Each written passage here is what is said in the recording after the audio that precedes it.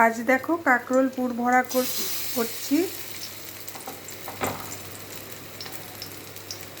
কাঁকরোলটা সেদ্ধ করে নিয়ে তার থেকে ভেতরের সব বীজগুলো বার করে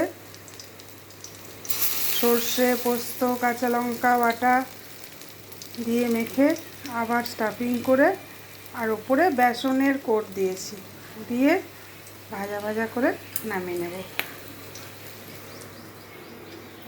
দেখো 4টে ভাজা হয়ে গেছে। আর আজকের মেনু লাল শাক ভাজা,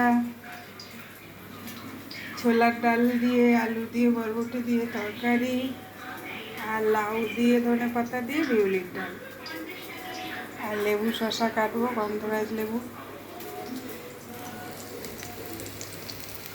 দেখো কাঁকরোল ভাজা হচ্ছে, একদিকটা হয়ে গেলে পরের দিকটা একটু উল্টে ভাজা ভাজা করে নামিয়ে দেবো।